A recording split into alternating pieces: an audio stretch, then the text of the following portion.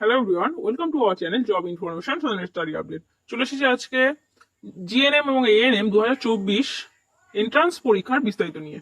ভিডিওটি শুরু করার আগে যারা আমাদের চ্যানেলে নতুন আছেন তারা অবশ্যই চ্যানেলটিকে সাবস্ক্রাইব করুন এবং পাশে থাকা বেল আইকনটি অবশ্যই প্রেস করুন নতুন ভিডিও নোটিফিকেশন সবার আগে পাওয়ার জন্য।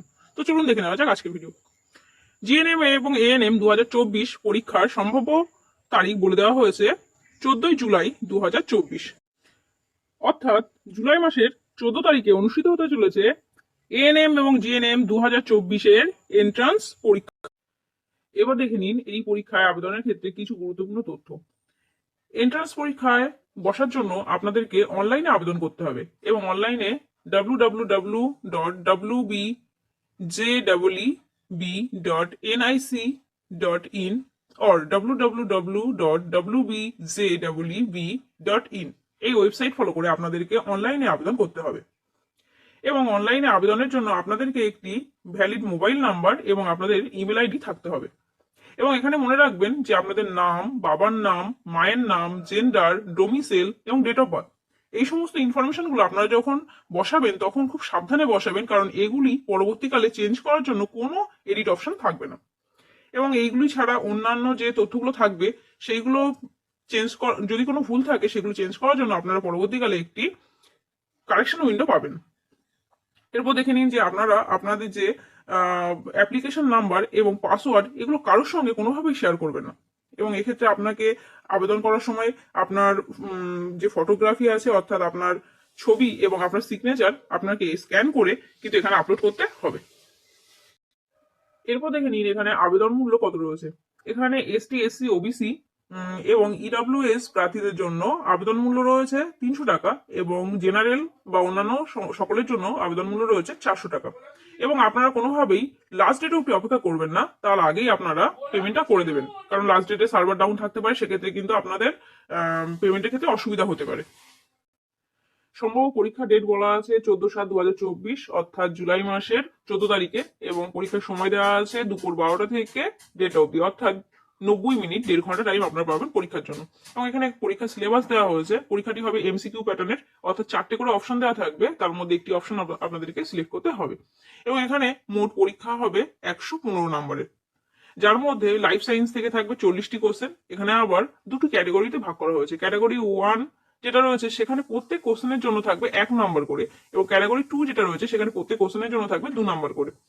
এবং এখানে দেখে নিন ক্যাটাগরি 1-এ লাইফ সায়েন্স থেকে থাকবে 30টি কোশ্চেন, ফিজিক্যাল সায়েন্স থেকে থাকবে 15টি কোশ্চেন, ইংলিশ থেকে থাকবে 15টি কোশ্চেন, ম্যাথ থেকে থাকবে 10টি, জেনারেল নলেজ অর্থাৎ জিকে থেকে থাকবে 10টি কোশ্চেন, এবং রিজনিং থেকে থাকবে 5টি কোশ্চেন, অর্থাৎ মোট 85টি কোশ্চেন। এবং এখানে ক্যাটাগরি 2 এর মধ্যে রয়েছে লাইফ সায়েন্স থেকে 10টি কোশ্চেন এবং ফিজিক্যাল সায়েন্স থেকে 5টি কোশ্চেন, অর্থাৎ মোট 15টি কোশ্চেন, এবং প্রত্যেকটি কোশ্চেনের মার্কস থাকবে 2 করে। এবং এখানে টোটাল কোশ্চেন তাহলে হচ্ছে 100টি কোশ্চেন, যার জন্য মোট নাম্বার থাকছে 115। এরপর দেখে নিন পরীক্ষা পদ্ধতি।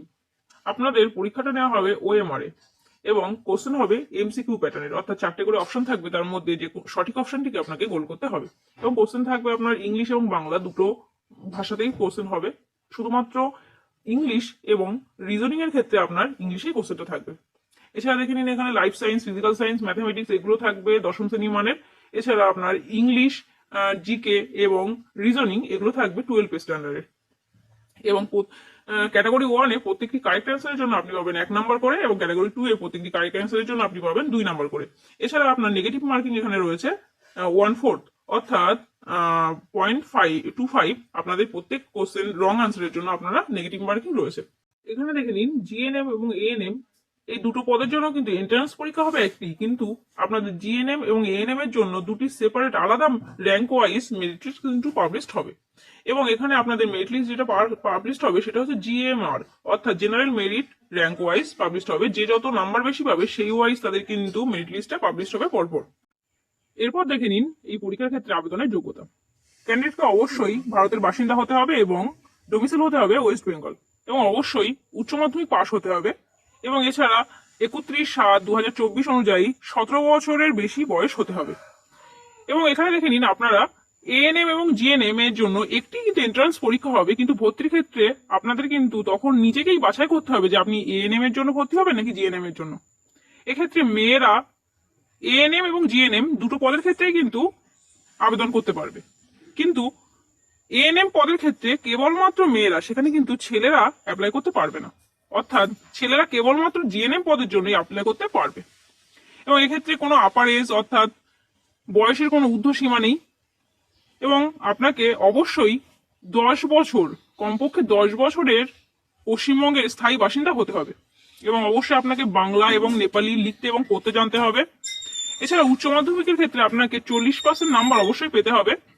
এবং যারা ভোকেশনাল কোর্স করেছেন সিবিএসই বোর্ড থেকে, তাদের ক্ষেত্রে হেলথ কেয়ার সায়েন্স এই সাবজেক্টটি থাকতে হবে। এবং যারা পশ্চিমবঙ্গ বোর্ড থেকে ভোকেশনাল কোর্স করেছেন, তাদের ক্ষেত্রে কমিউনিটি হেলথ কেয়ার এই সাবজেক্টটি থাকতে হবে। এছাড়া আরো কিছু গুরুত্বপূর্ণ বিষয় দেখে নিন। এক্ষেত্রে ছেলেদের জন্য 2টি মাত্র সরকারি কলেজ রয়েছে এবং বেশ কিছু প্রাইভেট কলেজ রয়েছে। এবং আপনাদের ক্ষেত্রে আবেদন করতে হবে, আগেই বলেছি, www.wbjeeb.nic.in এই ওয়েবসাইট ফলো করে। এছাড়া সিট সংখ্যা পরে আপনাদেরকে জানানো হবে। এবং রিজার্ভ ক্যান্ডিডেটদের জন্য এখানে কিন্তু কিছু সিট অবশ্যই থাকবে।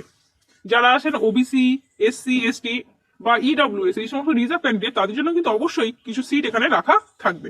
আরো একটি গুরুত্বপূর্ণ বিষয় হলো, এএনএম ট্রেনিং চলাকালীন আপনারা প্রত্যেক মাসে 500 টাকা করে একটা স্টাইপেন্ড পাবেন।